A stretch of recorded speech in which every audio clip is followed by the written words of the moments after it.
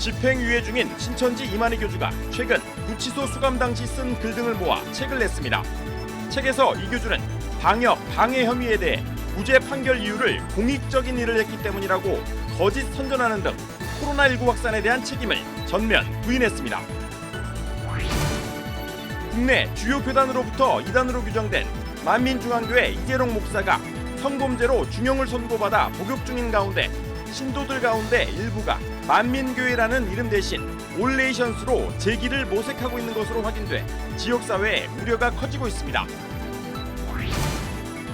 CBS는 코로나 상황에도 불구하고 다음 세대 교육을 위해 헌신하고 있는 주일학교 교사들의 수고와 코로나 시대 주일학교에 나아갈 방향을 짚어보고 있습니다.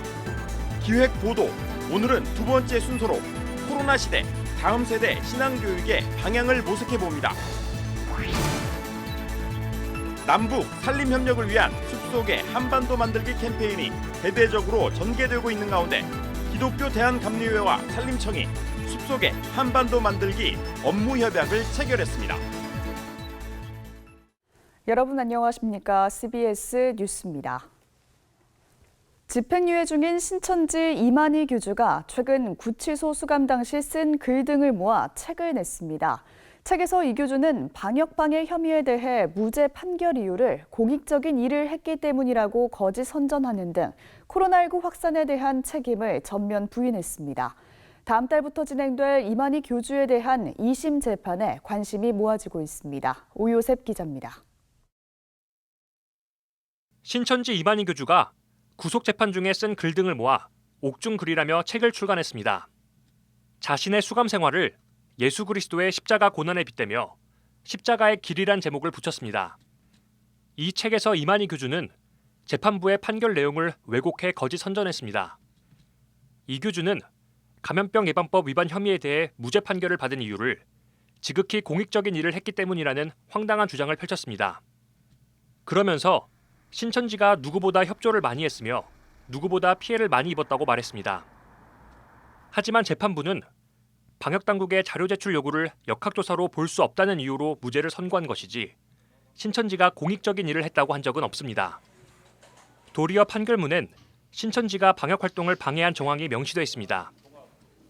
판결문에 따르면 신천지는 방역당국의 자료 제출 요구에 1932개 관련 시설을 파악했음에도 각 지파로부터 제외할 시설을 전달받아 최초 1,100개만 제출했습니다. 또 신분 노출을 꺼리는 일부 교인들을 명단에서 빠뜨리기도 했고 중국 우한에서 입국한 신도의 동선을 숨기기도 했습니다. 일부 신천지 간부들은 사전에 압수수색 가능성을 인지하고 증거인멸을 했다는 혐의에 대해 일부 유죄를 선고받기도 했습니다. 이 교주는 또 유죄 판결을 받은 횡령 혐의에 대해서도 전면 부인했습니다. 1심 판결에서 재판부는 이 교주가 횡령한 신천지 자금이 50억 원을 훨씬 초과하는 큰 금액이고 신도들의 믿음을 저버리는 등 죄질이 가볍지 않다며 징역 3년에 집행유예 4년을 선고했습니다. 하지만 이 교주는 신천지 교회 돈 1원도 횡령하지 않고 몸과 재산도 다 교회에 바쳤다고 주장했습니다. 그러면서 평화의 사자로서 세계적으로 국위선양을 했기에 오히려 상을 줘야 한다며 그것도 모르냐며 바보라고 재판부를 비난했습니다. 한편 이만희 교주에 대한 2심 재판은 다음 달 15일 수원 고등법원에서 진행됩니다. 1심과 마찬가지로 2심에서도 법무법인 태평양이 이만희 교주의 변호를 맡았습니다. 전국 신천지 피해자 연대 등 신천지 피해 가족들은 신천지가 무죄 판결을 이용해 내부를 단속하고 최근 포교를 제기하는 등 피해가 다시 확산되고 있다며 2심에선 제대로 된 판결이 나오길 바란다고 전했습니다. 판결을 악용해서 정말 신천지가 자기들 마음대로 그렇게 자기들 입맛에 맞게 해석하고 그렇게 하지 못하도록 좀 엄정하게 판결이 내려질 수 있도록 그렇게 됐으면 하는 게 저희 바람입니다. 신도들이 자기들이 속았다는 걸 깨닫고 정상적인 삶으로 회복되기를 간절히 바랄 뿐입니다. 2심 재판과 더불어 신천지 위장단체 HWPL의 법인 취소에 관한 행정소송도 진행 중인 가운데 향후 재판 과정과 결과에 관심이 모아지고 있습니다. CBS 뉴스 오요셉입니다.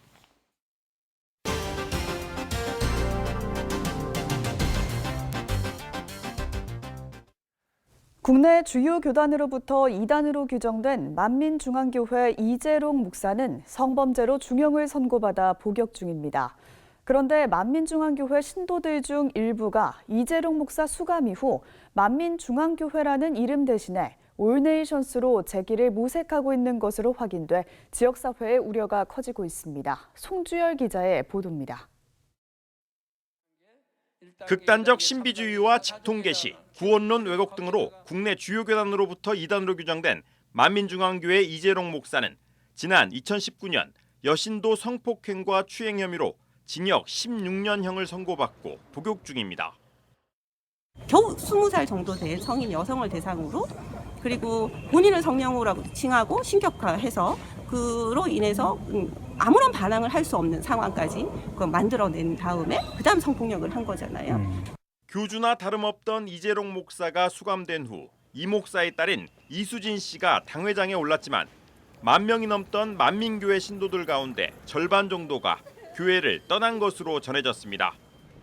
이런 가운데 이수진 씨를 중심으로 한 이른바 교회파는 지난 3월 구로 만민중앙교회를 1,510억 원에 매각해 교회 이전 장소를 물색하는 등 제기를 모색하고 있는 것으로 알려졌습니다. 이재롱 목사의 대언자로 활동한 이모 자매 측 쌍둥이파 신도들은 지난 2018년 만민에서 이탈해 성결 선교연합회 올레이션스란 조직을 만들어 서울 강서구의 모처에서 모임을 이어왔습니다. 만민중앙교회 주류에서는 이탈했지만 여전히 이재롱 목사의 출소를 기다리며 이 목사를 단체 총재로 올려놓고 있습니다. 하나는 개인 신격과 그리고 하나는 세상과의 단절. 기존 만민에서 하던 교리들을 그대로 갖고 있기 때문에 예를 들자면 종말이 곧 다가오기 때문에 어떤 세상 친구를 만나기보다는 또 교회에서도 원시대라 거기서 타산 사람과의 연락을 아예 끊어라라고 했었기 때문에 그거 안에 갇혀버린 거죠. 그런데 취재 결과 올레이션스 조직이 구로구 본거지에서 멀지 않은 관악구 신사동 주택가에 자리를 잡은 것으로 확인됐습니다. 올레이션스는 분쟁 중인 기존 교회를 매입한 것으로 알려졌습니다. 올레이션스 교회가 사실상 만민중앙교회와 같다는 사실을 뒤늦게 한 주민들 사이에서는 우려의 목소리가 커지고 있습니다. 걱정돼요. 이상한 일이 아닌 것 같아요. 걱정돼요. 이 사람들이 싫죠. 걱정되죠. 반길 수는 없죠. 아무래도 문제가 있었던 목사고 단체고 그런데 여기 들어가서 이쪽에서 털을 잡으면 또 아무래도 이 동네에 또 문제가 있겠죠. 전혀 모르고 있는 것 같은데 동네 사람들을. 저도 지금 오늘 처음 들었는데. 지역 교계는 관악구 지역이 이재록 추종 신도들의 새로운 근거지가 될 수 있다는 생각에 대응책을 고심하고 있습니다.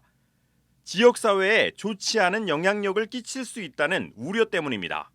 이재록 같은 경우는 이제 성문제나 여러 가지로 해서 이미 실형 선고 받고 복역 중에 있는 사람인데 아직도 그 사람을 이제 추종하는 사람들은 여전히 아무 문제 없다고 말하고 있으니까 뭐 사회적으로도 윤리적으로도 받아들일 수 없는 상황을 인식하고 있는 사람들이니까 이것은 분명하게 알리고 조처를 취해야 된다 이렇게 생각을 합니다. 올레이션스 관계자는 지역사회 우려에 대해 담임 목회자에게 입장을 전달하겠다고 밝혔습니다. 메모 전달해드리겠습니다. 성범죄로 수감 중인 이재롱 목사를 추종하는 신도들이 대형 교회 건물을 사들여 지역사회에 진출하면서 주민들의 우려가 커지고 있습니다. CBS 뉴스 송주열입니다. 코로나 상황에도 불구하고 다음 세대 교육을 위해 헌신하고 있는 주일학교 교사들의 수고와 코로나 시대 주일학교에 나아갈 방향을 짚어보는 기획보도 시간입니다. 오늘은 두 번째 순서로 코로나 시대 다음 세대 신앙교육의 방향을 모색해봅니다. 최경배 기자입니다. 교회의 미래를 이끌어갈 다음 세대가 급격히 감소하고 있습니다. 실제 주요 교단들의 교세 통계를 보면 지난 10년 동안 주일학교 학생 수는 40% 이상 줄어든 것으로 나타나고 있습니다. 교회 주일학교 침체 현상이 이어지는 상황에서 코로나19 팬데믹이 겹치면서 다음 세대 신앙교육은 더욱 힘들어졌습니다. 코로나 상황에서 인적, 물적 자원이 충분하지 못한 교회들은 주일학교를 위한 별도의 대책을 마련하기 어려웠습니다. 그나마 코로나의 충격을 줄일 수 있었던 건 아이들과 직접 대면하기 어려운 상황에서도 주일학교를 지키고 있는 교사들의 헌신이 있었기 때문입니다. 신앙교육 문제를 계속해서 주일학교 교사들의 헌신에만 의존하던 관행을 벗어나 근본적인 개선책을 마련해야 한다는 지적입니다. 그러니까 우리가 아이들 학교에다 보내잖아요. 그 부모들은 학교에다 보내고 안심하고 직장 생활을 하죠. 근데 교회도 그렇게 따라하고 싶은 거예요. 그게 편하거든요. 근데 우리는 그렇게 할 수가 없어요. 1년에 5일, 6일밖에 되지 않으니까. 그럼 바꾸고 싶다. 정말 바뀌어야 된다라고 생각이 들면 교회에 의존하는 교사 교육으로서는 가면 안 되는 거죠. 기독교대한감리회 교사강습회 강사인 백영 목사는 코로나 이전에도 주일학교에 아이들이 머무는 시간을 계산하면 한 해 동안 5, 6일 정도에 불과했다면서 주일학교에 신앙교육을 의존하는 것은 지나친 욕심이라고 지적합니다.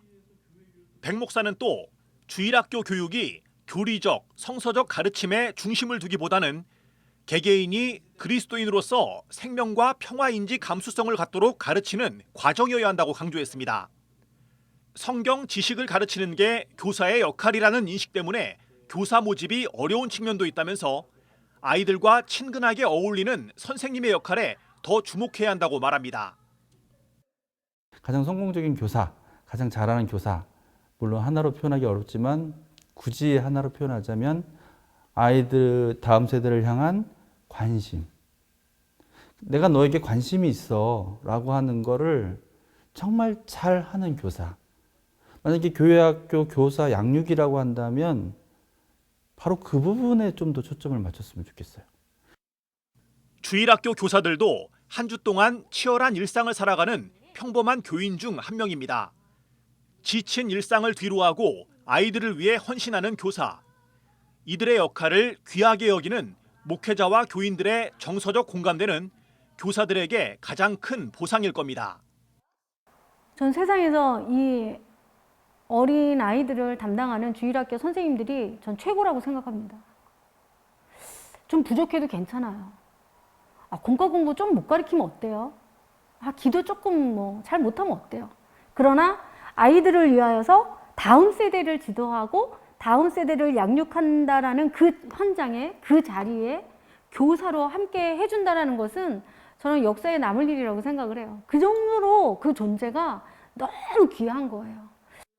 여러 전문가들은 코로나가 끝나더라도 교회가 이전의 모습을 회복하지 못할 것이라고 전망합니다. 주일학교도 예외는 아닐 겁니다. 한국 교회의 절반 이상이 주일학교를 운영하지 않는 점까지 고려하면 부모의 역할, 나아가 교회 공동체 전체가 다음 세대 교육에 관심을 가져야 합니다. 어느 교회든 큰 교회도 마찬가지고 교사가 숫자가 적습니다. 작은 교회는 더 말할 것도 없지요. 교사의 어떤 인력 지원이 없이 양극화는 줄일 수 없고요. 그다음에 아이들에 대한 교사에 대한 인력 보충이 되어져야만이 아이들이 더 많이 올 수 있는 그 규모가 이렇게 되어지거든요.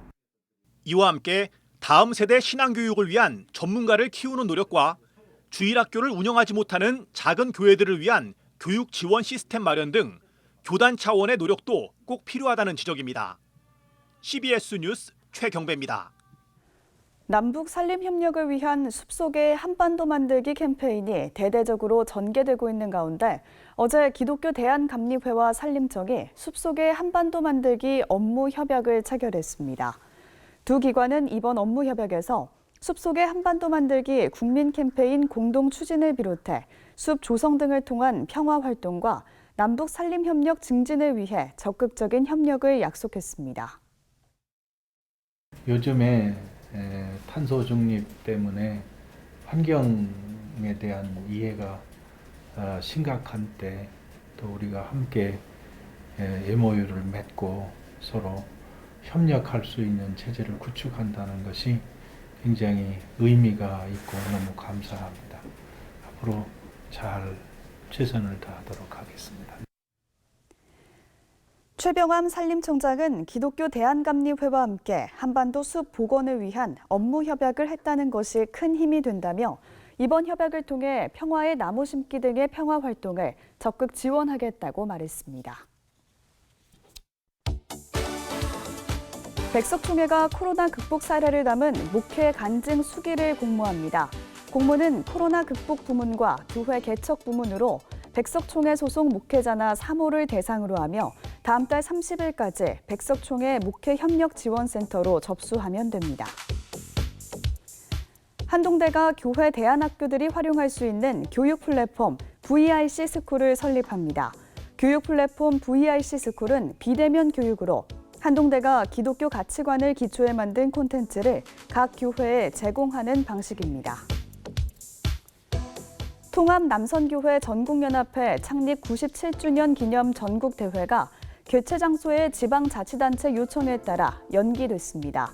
통합남선교회 전국연합회는 전국대회를 다음 달 9일부터 11일까지 사흘간의 일정으로 강원도 홍천군에서 개최할 예정이었으나 홍천군이 코로나 상황으로 일정을 연기해 줄 것을 요청해 이를 수용했다고 밝혔습니다. 세문안교회가 다음 달 16일까지 세문안 갤러리에서 청년 미술전을 엽니다. 교제와 소통을 주제로 한 이번 청년 미술전에는 디지털 드로잉과 회화, 영상 등 다양한 기법을 활용한 작품들을 선보입니다.